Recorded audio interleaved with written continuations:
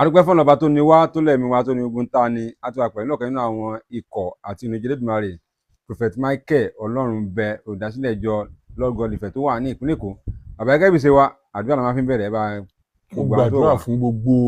ọkàn àti ojú tó ń wò mí níbikíbi ní àgbálá ayé kí Ọlọ́run ó dìde fún ìrànlọ́wọ́ yín. Gbogbo ẹni tó ń wò mí lówùúrọ̀ yìí lórúkọ Jésù ká tó parí ètò yìí kí ọ̀run kó bẹ ayé yín wò kọ́kàn yín kó dẹ̀ balẹ̀. Jésù Olúwa wa. Àmín àmín. Bàbá gẹ́gẹ́ bá mọ̀ pé wòlíì ní gbogbo ayé mọ̀ yín sí, wòlíì tó lámìlaka láti bí 30 ọdún lé sẹ́yìn náà lẹ́tí ń fi iṣẹ́ ìrànṣẹ́ lẹ́tí fi ń jèrè ọkàn lẹ́tí ń tú àwọn èèyàn sílẹ̀. Ṣùgbọ́n àwọn tó wá ń gbọ́ kan pé látọ̀dọ̀ Prophet Michael Ọlọ́runbẹ àjọ kan ti wà tó ń pè ní Feed My People Organization. Ẹni oníkànnì àti gbọ́ pọ̀nyẹ́ náà fàlàgbé mu ta lórí kẹsàn-án fáwọn èèyàn kí gan ni organization kí ló dálé lórí kí lẹ́yìn sí ń bẹ̀ kí ló gbé wòlíì déédéé ká máa fídì àwọn èèyàn. Ẹ ṣé olóòtú. Ohun tí a pè ní Feed My People Organization òun ni wípé bí ìgbà tó yẹ pé kéèyàn wà láti jẹ́ kí àwọn ènìyàn kan rí orí ọ̀fẹ́ òtítọ́ jẹ, òun ni nǹkan tó ń pè ní Feed My People Organization. Oríṣiríṣi nǹkan ni ìgbìmọ̀ ló gbé kalẹ̀. Ìgbìmọ̀ yìí ló ń jẹ́ Feed My People. Ìgbìmọ̀ yìí kò ń ṣe lórílẹ̀ nìkan, kò ń ṣe mi nìkan, kò dẹ̀ ń ṣe lórílẹ̀‐èdè Nàìjíríà yìí nìkan. Even l'Amẹ́ríkà ni, ní London ni, ní Canada ni, Dublin ni, ní Japan ni, àwọn tí àpapọ̀ òun ni a dá ẹgbẹ́ yìí sílẹ̀. Kí ni àwọn ẹgbẹ́ yìí wá dá lé lórí? Ó tún sì pọ̀ àwọn nǹkan tí a fẹ́ ṣe. Ẹgbẹ́ Feed My People yìí dá lé lórí àwọn kí òtítọ́ lè wà lórí ọ̀pọ̀lọpọ̀ nǹkan. À ń bá wọn talé, à ń ta ilẹ̀, à ń ra ilẹ̀. A ní àwọn ilẹ̀ púpọ̀ ní ibikíbi lórílẹ̀‐èdè Nàìjíríà yìí. Kí ló dẹ̀ fà á? Ẹ rí pé ọ̀pọ̀lọpọ̀ àwọn ènìyàn ló jẹ́ pé wọ́n ń talẹ̀ kan fún èèyàn 3, 4 tó yẹ pé gbogbo ẹ̀ náà là ń ṣe prayer lé lórí, là ń ṣe gbogbo ẹ̀ lé lórí. Òun ni ìgbìmọ̀ yìí foríkorí la wá rìn lórí ẹ̀ tí mo jẹ́ kan nínú àwọn aṣíwájú ìgbìmọ̀ náà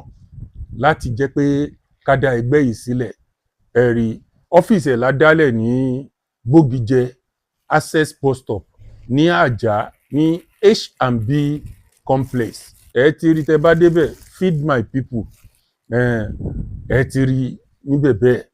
Kí ni wọ́n ń ṣe? Àwọn ilẹ̀ tó jẹ́ òtítọ́, à ń ta ilẹ̀ tó jẹ́ òtítọ́, à ń bá àwọn ènìyàn ta ohun tó jẹ́ dúkìá wọn tí wọ́n fẹ́ tà. Ẹlòmíì ó fẹ́ ta ilé ẹ̀ kó tún fi tẹ̀síwájú kó fi ṣe nǹkan rere. Ẹlòmíì fẹ́ ta ilẹ̀, ẹlòmíì ó fẹ́ ra ilẹ̀. Ẹ̀rí a sì máa gbé kínní jáde, à ń ṣiṣẹ́ lórí ẹ̀ lọ́wọ́ lórí àwọn ilẹ̀ tó jẹ́ virgin land tó jẹ́ pé wọ́n fẹ́ design ẹ̀ kí gbogbo èèyàn ti rí, kán fojú rí bí wọ́n ṣe ń ṣe àti bí wọ́n ṣe ń rà. Ní Àjà ló fẹ́ ralẹ̀ ni, instead of kó ralẹ̀ síbi tí ò da, tí gọ́fìmẹ̀ntì ò fẹ́, àbí kó ralẹ̀ tán máa lù ẹ́ ní jìbìtì, tàbí kó ralé tán máa lù ẹ́ ní jìbìtì. Pàápàá àwọn ènìyàn wa tó yẹ pé wọ́n wà lókè òkun, ẹ̀rí tí wọ́n mọ àlùdí àpàdé, tó jẹ́ pé wọ́n á ní kẹ́lòmíì bá wọn ralẹ̀, wọ́n á ní kẹ́lòmíì bá wọn kọ́lé, tó jẹ́ pé ilẹ̀ tán máa rà ilẹ̀ irọ́ ni, ilé tán máa kọ́ ilé irọ́ ni. In fact ẹlòmíì á máa kọ́lé, á máa fi ilé onílé hàn wọ́n pé bó ṣe ń lọ nìyí o, kán lè ṣá máa sẹ́ǹdì owó. Eléyìí ò lè rí bẹ́ẹ̀ mọ́. Now téèyàn bá ti, nígbà tá a bá ṣe àwọn àṣetán àwọn nǹkan yìí, a máa gbé sórí amóhùnmáwòrán tí gbogbo àwọn èèyàn á rí. Ẹ̀rí o fẹ́ ralẹ̀ l'Àjà, o fẹ́ ralẹ̀ ní Sùúrùlérè, o fẹ́ ralẹ̀ ní Abúlé Ẹ̀gbá, o fẹ́ ralẹ̀ ní Ìbàdàn Express Road, o fẹ́ ralẹ̀ ní Ifọ̀, o fẹ́ ralẹ̀ ní Ìbàdàn, o fẹ́ ralẹ̀ l'Abẹ́òkúta. Ibikíbi tó bá wùn ẹ́ láti ralẹ̀ sí tàbí láti ralé sí, tàbí ìwọ fúnra rẹ o fẹ́ ta ilé ẹ tó o fẹ́ gbé fáwọn oníjìbìtì. Feed My People ṣetán láti dẹ́kun oníjìbìtì. Bẹ́ẹ̀ ni ẹ ti mọ̀ pé nǹkan tí n bá ti náwó sí kí jìbìtì máa wọ̀ fún àwọn ènìyàn. Feed My People ṣetán láti dẹ́kun àwọn oníjìbìtì. Ẹlòmíì kán bá ó wà lábúrọ̀dù mẹ́rin kó bá wọn kọ́lé sílé, kán bá kọ́lé sílé, ẹ̀tàn, èké, irọ́, àwọn nǹkan oríṣiríṣiríṣi eléyìí ò ní rí bẹ́ẹ̀. Wọ́n á filẹ̀ hàn ẹ́ èyí tó máa rà. Tó o bá ti rà á, tó o bá fẹ́ ká bẹ́ẹ̀ ralẹ̀, ká bẹ́ẹ̀ ralé ní ìtí àwọn èèyàn ti gbé sí nkí àwa, à á sọ fún ẹ, àwa la máa ṣe oníbàárà láàrin ẹ̀yin méjèèjì. Abẹ́ rà á, ìwé ilẹ̀ yẹn á pé a ní lọ́ọ̀yà. Bẹ́ẹ̀ ni a ní lọ́ọ̀yà tó kúnjú owó, sound lawyer tó kúnjú owó tí ò ṣe pé bóyá pé àlùmọ́là kankan ó fẹ́ ta nǹkan ẹ̀ní ẹ̀ kan ni tó jẹ́ ilẹ̀ àbílé tó bá ti jẹ́ kó yé wa ó fẹ́ máa fi lé ẹ rent ó fẹ́ ká handle ẹ̀ fún ẹ. A ti ṣe àwọn ètò tí àwọn èèyàn máa tó jẹ́ pé àwọn tó bá wá sọ́fíìsì wa àwọn tó máa handle ẹ̀ tó bá ti fún wa láti jẹ́ pé ká ṣe adarí lórí ẹ̀, ilé ẹ̀ ò sí wàhálà mọ́ lórí tenant ẹ̀, lórí ìwọ landlord sí àwọn tenant.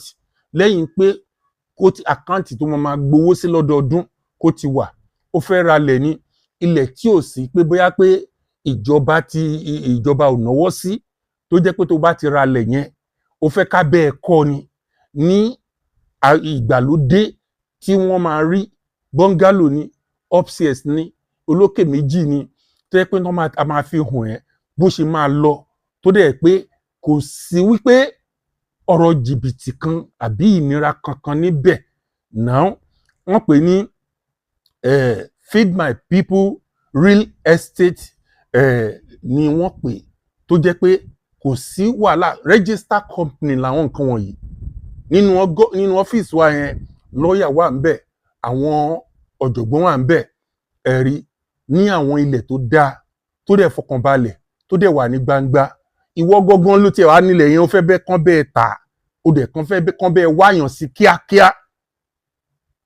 Nǹkan tí a ṣe gbé kalẹ̀ nìyẹn. A máa pe àwọn èèyàn lágbájá fẹ́ ta ilẹ̀ báyìí o, owó ẹ̀ dẹ̀ ó dẹ̀ dára o, ẹ wá rà o, à péyàn gidi síbẹ̀ fún ẹ tó máa ra ilẹ̀ yẹn tàbí tó máa ra ilé yẹn tàbí tó máa ra àwọn nǹkan tí à ń ṣe yẹn ní ọ̀nà tó tọ́, ní ọ̀nà tó yẹ, tí dọ́kúmẹ̀ntì ẹ̀ wà tó jẹ́ pé kò ní sí pé nísìnyí tàbí lọ́jọ́ iwájú tó máa ní ìṣòro lórí àwọn properties yẹn. Ìyẹn kan. Now nínú ọ́fíìsì yẹn kan náà, ìwọ tó bá ní òkú àgbà ṣe, ìwọ tó bá ní ilé tó kọ́lé tuntun tó fẹ́ ṣe, ìwọ tó bá ní àwọn ayẹyẹ kan tó jẹ́ pé o fẹ́ ṣe, bóyá o fẹ́ mú aṣọ bíi lace, foil lace, Swiss lace, Korea lace àbí Ankara, aṣọ ẹbí àbí nǹkan kan. Now o wá rí pé o ti pèrò kò fẹ́ sí agbára láti ra gbogbo nǹkan yẹn. Àwa máa a ní ọ́fíìsì, a ní àwa fúnra wa à ń ta aṣọ. Nínú àwọn tó wà nínú ìgbìmọ̀ yẹn wọ́n ń ta aṣọ. A máa gba aṣọ fún ẹ. Ìwọ ló máa sọ iye àwọn èèyàn tó fẹ́ lo aṣọ yìí. 100 èèyàn ló fẹ́ lo, 200 ló fẹ́ lo, 500 ló fẹ́ lo. À á gba aṣọ 500 people fún ẹ. A kó wá sọ́fíìsì wa lówó iye kéréje tó bá kó wá. So wà náǹfààní a dẹ̀ máa fún ẹ léèyàn tẹ́jọ́ máa taṣọ yìí tó jẹ́ pé ìtẹ́ bá takù ẹ̀ dá padà fún wa. So ẹ lè mọ bẹ́ẹ̀ ṣe máa fún wa ní owó wa. Ṣé wọ́n pé bí o bá káṣọ délé àwọn èèyàn lè má kó fún ẹ, bẹ́tà wa máa káṣọ fún ẹ nígbà tá a bá ti mọ́ra tó ti wá sọ́fíìsì wa. Ẹ rí bóyá wá fẹ́ ṣe patí, o rí pé o fẹ́ gbé fáwọn caterer tó máa handle things, tó máa gbọ́ oúnjẹ tó dáa fún ẹ lóríṣiríṣiríṣiríṣi ìpele oríṣi oúnjẹ 3, 5, 7, 9 tàbí jù bẹ́ẹ̀ lọ láwọn chop oríṣiríṣi kí patí ẹ kó lè dùn, kó lè nárinrin, tí wọ́n dẹ̀ tún máa ṣàkóso ẹ̀ bí wọ́n ṣe máa serve àbí tó máa serve drinks tó máa mu,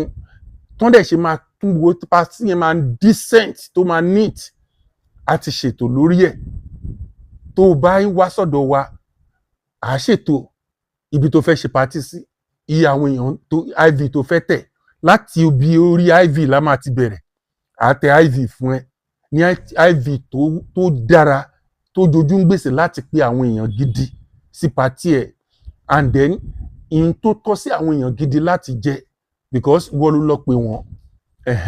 inú àwọn èèyàn tí wọ́n pè yìí náà dẹ̀ ní ẹlòmíì inú ẹ̀ máa dùn nígbà tó bá rí nǹkan tó dáa tá ò pé lágbájá ló ṣerú eléyìí tán òun fẹ́ dá lọ́lá so nítorí náà a máa ṣe gbogbo ẹ̀ ní ọ̀nà tó máa mú ẹ̀yẹ wá fún ìwọ tó ṣe party yẹn so tó o bá nẹ̀tọ̀ tó o fẹ́ ṣe party yẹn wàá pè wàá wá sọ́fíìsì wa àjọ fikùn lukùn àá pe àwọn event planner wọ́n á jókòó pẹ̀lú ẹ̀ so gbogbo àti bí tó bá fẹ́ ká bẹ̀rẹ̀ tó bá yẹ pé àwa ló fẹ́ ká ṣe gbogbo party yẹn pátápátá àá bẹ́ẹ̀ sọ bó ṣe máa ṣe ní ọ̀nà tó jẹ́ pé kò ní ní ẹ́ lára tí party yẹn dẹ̀ máa dùn tó máa lárin lórí olórin kórin tó bá wùn kó fẹ́ pè la máa pe olórin yẹn fún ẹ tá a dẹ̀ tún máa mójútó party yẹn pẹ̀lú security títí tí party yẹn máa fi tán tí party yẹn bá tún wá tán tó bá máa di ọjọ́ kejì tán bá sọ pé wọ́n ṣe party ń bẹ̀ àwọn èèyàn á jiyàn pé ń bo náà ṣe party lánàá nítorí pé a ti gbàkóso party yẹn láti ṣe é láti ti palẹ̀ mọ́ ewé mọ́mọ́yín kan àbí pépà kan kò ní sí bẹ́ẹ̀ ńjọ́ kejì tá a máa ti clean gbogbo ẹ̀ tó máa dàbí pé wọn ò tiẹ̀ ṣe nǹkan bẹ̀ láti bí ọdún kan so gbogbo èyí la organize tó ń jẹ́ feed my people bí aṣọ ẹbí yẹn fún ẹni tó fẹ́ ṣèyàwó àti ọkọ àti ìyàwó irú aṣọ òkè tó ń jẹ́ kó wọ̀ damax tó yẹ kán wọ̀ aṣọ voice lace tó yẹ kán rà gbogbo ẹ̀ láti ṣètò ẹ̀ tí o bá jẹ́ nìkan tó o fẹ́ bá a dòwò pọ̀ wàá gbádùn ẹ̀ now nínú ọ́fíìsì kan náà yẹn now ìwọ tó bá jẹ́ pé o fẹ́ treat irun tó ń gẹ̀ ojọ́kùnrin ojóbìnrin àyè wà níbi tó ti ń treat irun tó máa gẹrun ẹ tó máa fine tó máa treat irun ẹ gbogbo èkùsá ni àbídọ̀tí ni irun ẹ ń já ni gbogbo èèyàn máa mú kó ìwọ tó fẹ́ lọ sí patí tó fẹ́ ṣe make up àbí patí yẹn gangan fẹ́ ṣe make up a máa gbéyàn wá sí patí yẹn pẹ̀lú mọ́tò wa wọ́n máa ṣe make up fún ẹ wọ́n á tọ́jú ẹ wọ́n á tún ojú yín ṣe tó yẹ pé kí wọ́n á patí yẹn ni gbogbo àwọn gúrùpù yín àbí tó yẹ pé wà ní ẹgbẹ́ wọ́n máa wá bóyá ilé ilẹ̀ fẹ́ kán wá bóyá patí ni bóyá ẹ̀dẹ̀ máa wá sọ́fíìsì wa ni a máa ṣe gbogbo nǹkan yẹn tó máa fi yẹ yín nǹkan tá a ṣọ́ àwa fún ni pé ká fi ìdí òtítọ́ múlẹ̀ ẹ̀rí flyers wa ni ẹ̀rí flyers ẹ̀ ní feed my people organization ẹ̀rí now kò ń ṣe ajá yẹn nìkan ló máa wà ní ìsìn láìpẹ́ yìí láì jìnnà àwọn èèyàn máa bẹ̀rẹ̀ sí rí káàkiri bẹ́ẹ̀ ni tẹ́ ẹ bá pè wá lábújá a máa wá àwa plan ẹ̀ bẹ́ẹ̀ ni bẹ́ẹ̀ bá pè wá lábẹ́òkúta àwa bẹ́ẹ̀ pè wá nìbàdàn bẹ́ẹ̀ pè wá lọ́ṣun state ibikíbi tẹ́ ẹ bá ti pè wá kí party tó dé àwa organize ẹ̀ bó ṣe tọ́ àti bó ti yẹ ẹ rí nítorí pé ẹlòmíà kan náwó dànù lóríṣiríṣiríṣiríṣi ṣùgbọ́n party yẹn wà débẹ̀ ẹ rí tẹ́ǹtì tán bá gbé afọ́lé wọn lórí tójò bá ń rọ̀ gbogbo nǹkan á dàrú gbogbo yẹn láti wò tó jẹ́ pé téèyàn bá ti pè wá before a lè ti wà ń bẹ̀ láti yí ó kọ̀túnla bóyá field ló fẹ́ lò bóyá nu hall kan ló fẹ́ lò àti organize gbogbo kíní yẹn àfúrà lè choose hall tó dáa fún ẹ àbí ibi tó dára tó súnmọ́ ibi tẹ́ ẹ fẹ́ ṣe nǹkan tó jẹ́ pé ó máa lè yẹ oní nǹkan yẹn tó bá yẹ kó dẹ̀ ní plan tiẹ̀ a máa tẹ̀lé plan tiẹ̀ nǹkan tó o bá fẹ́ ká ṣe gangan òun la máa ṣe bó bá fẹ́ ká dírẹ́sì ọkọ àti ìyàwó àdírẹ́sì wọn bẹ́ẹ̀ ni lórí anything tó jẹ́ ìnáwó a wà fún wọn láti ṣe now àwọn nǹkan tí à ń ṣe nìyẹn a tún ní recording studio bóyá o fẹ́ kán record àwọn nǹkan kan fún ẹ a ní recording studio a sì ní ọ̀pọ̀lọpọ̀ nǹkan láti ṣe láti máa fi ọkàn àwọn èèyàn balẹ̀ ṣùgbọ́n in tó jájú ní ìsìtẹ́pọ̀ àwọn èèyàn tẹ̀ tí ń pè mí òun ni irú àwọn ẹlòmíì tó yẹ pé kí á ń tẹ̀ka tán gbélé wọn fún kí á ń tẹ̀ka ò ṣe dáadáa ẹlòmíì àgbélé ẹ̀ wọn fún á ní kí á ń tẹ̀ka kó máa bá òun gba iye kan caretaker tún fi owó kún, á ní kí tẹ́nàntì má sọ fún láńlọ́ọ̀dù, á ní kí láńlọ́ọ̀dù á máa ṣe oríṣiríṣi, á máa fi lé onílé gbogbo èèyàn sínú ọ̀rọ̀ wa. Agreement tá a bá ti jọ ṣe àti bó ṣe máa dáa, tàbí ìwọ tó fẹ́ kán bẹ́ẹ̀ develop ilé ẹ̀ as a developer níbi tí ilé yẹn wà tó dára, tá a bá ti wá tá a ti rí pé nǹkan tá a lè ṣe ni, à á bẹ́ẹ̀ sọ̀rọ̀, à á develop ẹ̀. Ó fẹ́ ta ilé ẹ̀, ó fẹ́ kán bẹ́ẹ̀ wéèyàn sí ti pẹ́, ọdún mẹ́ta ò réèyàn rà, ọdún mẹ́ta ò rí kinní kan, kò sí nǹkan tó jọ bẹ́ẹ̀.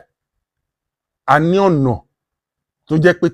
tó dára, tó dùn, tá a máa wò ó, àwọn valuer wà, wọ́n á wá wo bẹ̀, wọ́n á wò bóyá ó ṣe rí, á wò bó ṣe dáa, à á pé èèyàn ní. Ọlọ́run ti ṣètò ẹ pé a ní àwọn ènìyàn gidi, à á pé àwọn ènìyàn pé ẹ wá ra property ní property tó dára, tó yẹ láti rà, táwọn èèyàn bá dẹ̀ rí, tí ìwé dẹ̀ dá, tí ò ń ṣe ìwé gèǹje, nítorí ẹ̀ la ṣe ní lọ́ọ̀yà tó pójú owó. Bẹ́ẹ̀ ni, tó jẹ́ pé gbogbo nǹkan tá a bá máa ṣe, a kì í ṣe nǹkan pé ẹ jẹ́ ká ṣe bẹ́ẹ̀ bẹ́ẹ̀, kò sọ̀rọ̀ bẹ́ẹ̀ bẹ́ẹ̀, nítorí ọ̀rọ̀ yẹn ò gbọdọ̀ nẹ́yìn. A máa rí pé ọ̀nà tó tọ́, tó kò ṣe lòdì sí òfin ìjọba ilẹ̀ wa, òun la máa tọ̀. Even kò ń ṣe orílẹ̀-èdè yìí nìkan o, bí èèyàn bá wish láti ra ilé àbílẹ̀ sí òkè òkun, àti ní connection kọjá orílẹ̀-èdè yìí, tẹ́ pé à á pé àwọn èèyàn tiwa lọ́hùn, táwọn náà wà nínú Feed My People organization. Ilé tó fẹ́ rà láti ibi tó ti wà, wàá ra ilé yẹn tí ò dẹ̀ sí rọ́ńbẹ̀, tí ò sẹ́tàn bẹ́ẹ̀. Bẹ́ẹ̀ ni, nǹkan kan ló fẹ́ ṣe ní òkè òkun tí ò ní abẹ́ wádìí, tí ò ní sí ọ̀nà ìnira fún ẹ láti ṣe àwọn nǹkan tí à ń ṣe tó ń pè ní Feed My People nìyẹn. Ẹ rí àwọn nǹkan tá à ń ṣe, ó fẹ́ kán bẹ́ẹ̀ sẹ́ǹdì ọjà sókè òkun ni, àti ní ọ̀nà tá a lè bẹ́ẹ̀ fi sẹ́ǹdì ẹ̀ tó jẹ́ pé kò ní sí wàhálà, kò ní sí dààmú nígbà tí ò bá ti ṣe ọjà tó lòdì sí òfin. Àwọn nǹkan yẹn nìyẹn. So gbogbo ẹ̀yin tẹ́ ń pè mí pé ẹni ilé tẹ́ fẹ́ tà, ẹni ilẹ̀ tẹ́ fẹ́ tà, tá a bá ti mọ ibi tí ilẹ̀ yín wà, tá a bá ti mọ ibi tí ilẹ̀ yín wà, tá a rí dọ́kúmẹ̀ntì tó kójú owó, so tàbí tẹ́ pé a máa ṣiṣẹ́ lórí ẹ̀, náà àbá ẹ̀ tà, àádẹ́ ti pèèyàn sí i. Èyí tó jẹ́ pé òfin ráre, tílẹ̀ yẹn ń ráre, kò ní rí bẹ́ẹ̀ mọ́, à pèèyàn sí i. Tó jẹ́ pé ẹ̀yin tẹ́ ẹ fẹ́ ra lé, tẹ́ ẹ rò lóòótọ́ ní Nàìjíríà, tẹ́ ẹ jẹ́ pé Nàìjíríà lẹ́wà ní, òkè òkun lẹ́wà ní, tẹ́ ẹ fẹ́ kán lù yín jìbìtì, Feed My People organization, òun ni kẹ́ ẹ bá dòwò pọ̀. Bẹ́ẹ̀ ni, àwa náà láìpẹ́ yìí à ń ṣe àwọn ilé kan lọ́wọ́, Tefagin Land, tẹ́ pé a máa fi hàn gbogbo àwọn èèyàn, tẹ́ pé bó ṣe rí ibi tílẹ̀ yẹn wà, táwọn èèyàn máa rí. Ẹ rí, o fẹ́ ra plot ni, o fẹ́ ra acre ni, o fẹ́ rà kó o tún kọ́ ni, abẹ́ rà láti ilẹ̀ la máa ti san owó tó máa fi parí ẹ̀, láì fi owó kankan kún. Owó òṣìṣẹ́ lásán ló máa san. À á sọ gbogbo, àwa a kàn ń ṣe àwọn ìrànlọ́wọ́ yẹn fún àwọn ọmọ Ọlọ́run láti lè jẹ́ pé kórúkọ Ọlọ́run kó di mímọ̀, òun ni. So nítorí náà, tí o bá fẹ́ kán lù ẹ́ ní jìbìtì kan, tó fẹ́ nǹkan míì tó yẹ pé àsọ nísìnyí gan, tó bá fẹ́ ká bẹ́ẹ̀ wádìí sí, tó jẹ́ òtítọ́, tó bá pe Feed My People organization now, à á ṣàlàyé fún ẹ nǹkan báyìí, à á fi fóònù Feed My People organization, à á fi sílẹ̀ ní orí amóhùnmáwòrán yìí, so that oníkálùkù á rí, tó bá ti rí, tó bá pè wá, ẹ fẹ́ ta léyìí ni o, àti wà lẹ́nu ẹ̀ tí pé àríta o, pẹ̀lú agbára lọ́dọ̀ Ọlọ́run, à á pé àwọn èèyàn tó máa ra ilé yẹn. Bẹ́ẹ̀ ni, ìwọ náà wá fẹ́ ralẹ̀ Nàìjíríà, àwọn fámìlì ẹ̀ ò trust wọn, àwọn kìnnì kan ò trust wọn, pẹ̀lú agbára Ọlọ́run, à á pé àwọn èèyàn tí ilẹ̀ tó máa rà, tó máa rí, tá máa fi hàn ẹ́, àwọn tó máa wò, tó máa jẹ́ pé gbogbo nǹkan yẹn ó máa dára, tó yẹ pé ọkàn ẹ̀ máa balẹ̀, títí tó máa fi wá dé sínú ilé ẹ̀ tí ò ní sí wàhálà kankan. Bákan náà, lórúkọ Jésù, gbogbo wa a ò ní bọ́ sọ́wọ́, lágbára Ọlọ́run, a ó ṣe àṣeyọrí, a ó ṣe àṣeyege. Feed My People organization, nǹkan tó dáa láti jẹ́ kí ká jẹ́ olótìtọ́ gẹ́gẹ́ bí ọmọ Ọlọ́run fún gbogbo èèyàn, òun là ń gbé ṣe. So nǹkan tó ń jẹ́ Feed My People nìyẹn. Even lórí 7777 yìí tí à ń polongo àwọn Feed My People organization wọ́n wà náà tó dìímú tó ń ṣe ìkápá ẹ̀ because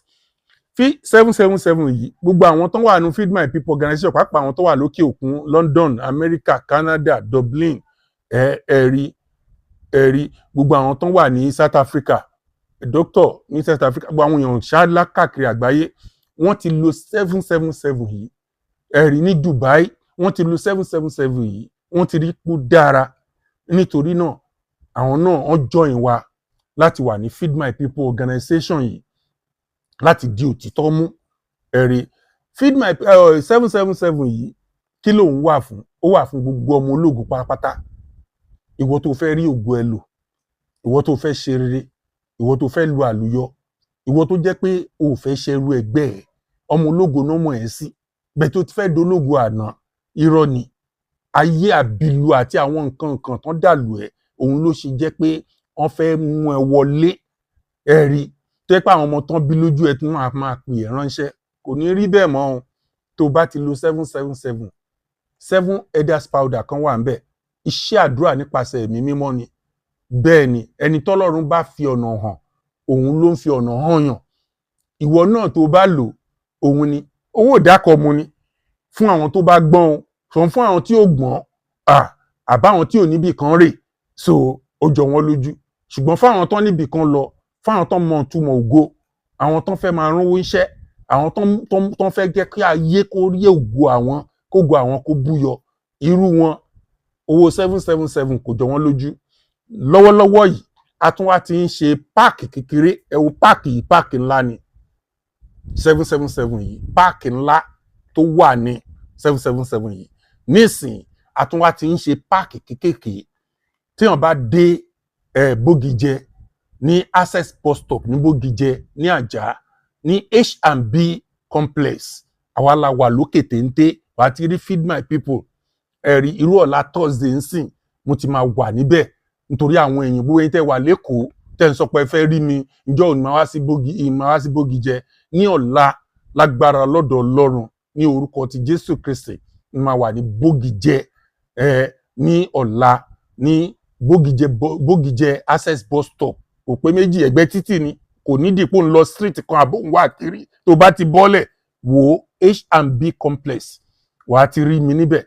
lọ́la ọdún bí mi sí bẹ́ẹ̀ àwọn èèyàn máa ń wà níbẹ̀ tó rán ṣe àwọn àtúnṣe nú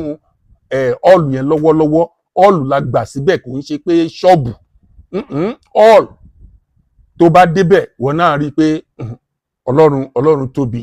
àánú ẹ̀ dúró títí láéláé so tó bá débẹ̀ náà wàá rí wa àwọn nǹkan tó bá fẹ́ ẹ rí pàápàá lórí ìgbésí ayé ẹ kó má bàa dológo àná iléeṣẹ́ tó dálẹ̀ kó lè lọ síwájú kí wọn náà rúgo ẹ lò kó lè rọ́wọ́ yọ pàápàá ẹ̀yin tẹ́ wà lókè òkun tẹ́ wá ọ̀rọ̀ bọ́lọ́run yóò ṣiṣẹ́ tẹ́ kó lórílẹ̀‐èdè yín lọ sí òkè òkun ẹ fẹ́ gbàwé ìgbélú ó fẹ́ fọ́kọ ó lè lo 777 kó má rọ́kọ ayọ̀ ó lè lo 777 kó má rí ìyàwó tiẹ̀ ó lè lo 77 kó má rí iṣẹ́ kó má là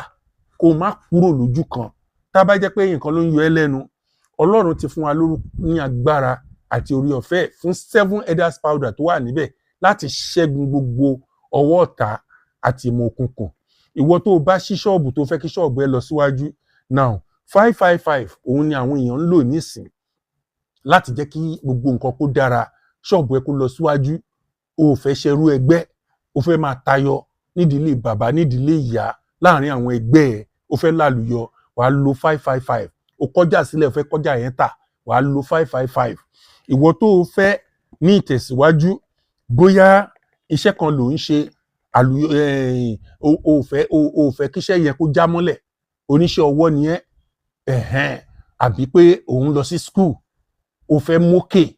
o fẹ́ kán dá ẹ dúró sójú kan o fẹ́ kó jáde school tán kó máa wáṣẹ́ káàkiri tètè lo 7777 gbogbo àwọn nǹkan tẹ́ ẹ rí tí mo kó dání iṣẹ́ àdúrà ni gbogbo wọn wà ní under Feed My People organization bẹ́ẹ̀ ni mo sọ fún yín òun ni gbogbo ayé ń lò nísìn tó bá gbọ́ Radio Lagos gbogbo àwọn Choice FM bẹ́ẹ̀ ni òun lò àrí wọn bẹ́ẹ̀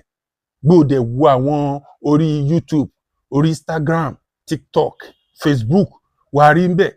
So ọ̀pọ̀lọpọ̀ ló ń béèrè tiẹ̀. Tó bá fẹ́ ká bẹ́ẹ̀ send díẹ̀ interstate ló wà ní. Pè mí, màá sọ nọ́mbà fún ẹ ń sìn. Nọ́mbà tí n bá sọ fún ẹ tó bá ti pè mí, màá bẹ́ẹ̀ send ẹ̀ sí state tó bá wà. Lẹ́yìn tó bá ti send owó, wàá sanwó fún ní mọ́tò, wọ́n á gbé wá fún ẹ. Tó bá dẹ̀ jẹ́ pé abroad ló wà, òkè òkun ní any country tó bá wùn kó wà, à bẹ́ẹ̀ send ẹ̀ through DHL. A ní DHL tó jẹ́ pé ó ná títọ́, tọ́fíìsì wọn nódodo, wọ́n á gbé dé ọ̀dọ̀ ẹ báyìí. Nígbà tó bá ti send address, ìwọ ló sanwó DHL o. Lẹ́yìn tó bá sanwó tiwa ní pé ká rán mọ kan bẹ́ẹ̀ gbé lọ sí ọ́fíìsì DHL. Bóyá o ní family, pàápàá o fẹ́ jẹ́ kí family ẹ kan tiẹ̀ mọ̀ nípa ẹ rárá. O fẹ́ jẹ́ pé kí a bẹ́ẹ̀ ṣètò ẹ̀ bó ṣe máa dọ́dọ̀ ẹ̀. Ọlọ́run ti fún wa lórí ọ̀fẹ́. Kò dẹ̀ sí ẹnikẹ́ni tó ti send owó sí wa tó sọ pé òun jẹ̀bi àti rí gbà, àbí ìgbà tóun rí gbà kò ṣiṣẹ́, kò sọ̀rọ̀ bẹ́ẹ̀ o. Kíní kan bá mi lára mu, kíní kan ò bá mi lára mu. Kò ń ṣe ètò àdúrà yìí. Ètò àdúrà eléyìí fún gbogbo àwọn ẹ̀dá tó bá ti jẹ́ ènìyàn tán dẹ̀ gbàgbọ́ nínú agbára Ọlọ́run. Kò sí agbára kan lọ́wọ́ ènìyàn. Jésù wípé gbogbo agbára láyé àti lọ́run òun láti fi fún wa. Ẹ rí àṣírí ìlọ́lọ́run fún Solomon tó fi tayọ àwọn ẹgbẹ́ ẹ̀. Òun náà la gbé kalẹ̀ fún gbogbo àwọn ọmọ Ọlọ́run. Kò tán sí 77 880 wà. Bẹ́ẹ̀ ni irú àwọn politician ó tún ní ìtàwọn fẹ́ lò. Tó bá yẹ politician yẹn ó fẹ́ make ẹ̀ kó jẹ́ governor yẹn kó lu àlùyọ. Tó bá contact mi tó bá ní jẹ àìmọye èèyàn tó ti contact mi wà tó jẹ́ governor, mo ní ò ní débẹ̀ o, má ṣe wàhálà o, Ọlọ́run ò yàn ẹ́ síbẹ̀ o. Tó bá jẹ́ pé Ọlọ́run yàn ẹ́ síbẹ̀, màá sọ fún ẹ. Ìgbésẹ̀ tó bá jẹ́ kó gbé tí n bá ti sọ fún ẹ. Bó jẹ́ president ló ń lépa, màá sọ fún ẹ. Tó bá ti gbàgbọ́, tí n bá ti sọ pé ò débẹ̀, má doubt ẹ o, gbàgbé ẹni tó wà ńbẹ̀, gbàgbé bọ́n ṣe fẹ́ débẹ̀. Pé wọ́n tó wà ńbẹ̀ náà ló fẹ́ tún lọ síwájú sí. Tí n bá ti sọ pé bẹ́ẹ̀ ni, gbà pé Ọlọ́run ti sọ, ìtọ́ Ọlọ́run bá dẹ̀ ti sọ, èèyàn ò lè yí padà o. Lórúkọ Jésù, gbogbo wa òun là ó ṣe àṣeyọrí. Èyí wà fún àwọn ọmọ Ọlọ́run láti jẹ́ kí ara kó dẹ̀ wọ́n. Lórúkọ Jésù ara dẹ̀ gbogbo wa. Ó lè pè mí tó bá fẹ́ kan tó jẹ́ pé o fẹ́ ṣe rere. 070 360 387 57. Lẹ́ẹ̀kan sí 070 360 387 57. Èmi ni máa gbé. Tí n bá dẹ̀ ti gbé ní tí n bá sọ fún ẹ gbàgbọ́. Fẹ̀mí dẹ̀ mi wò kó tó pè mí. Tọ́lọ́run bá ní kó pè mí, ó kú oríire. Ìfẹ́ ni o. Ìfẹ́ ni onílẹ̀ tí gbọ́ látẹnu wòlíì yẹn. Wọ́n ti ṣàlàyé lẹ́kùnrẹ́rẹ́ nípa Feed My Nation, Feed My People organization. Feed My People organization wọ́n ti sọ nǹkan tí wọ́n ṣe ń bẹ̀. Tí wọ́n náà bá wò pé ara nǹkan tó ń sọ pé o nílò ẹ̀ tàbí o ní nǹkan tó fẹ́ tà tó jẹ́ nǹkan ní ẹ̀ tó wò pé o rẹ́yìn rà láti bí ọdún 3-4 pé Feed My People organization. Àgbẹ̀ Ọlọ́run gbogbo ìgbéwọ́de náà akápò wà á ta lẹ́sẹ̀kẹsẹ̀. A pè yàn sí fún ẹ. Búrẹ́ jẹ́ tútù ni wọ́n náà fẹ́ ní 55777. Bẹ́ẹ̀ ni. Ìgbẹ́ náà ló wà nílẹ̀. Ìbà àwọn èèyàn tí ń rà wọ́n ti ń jẹ́rìí sí iṣẹ́ Olúwa. A tún lọ́nà tún padà bọ̀ lọ́jọ́ mi. Ire o.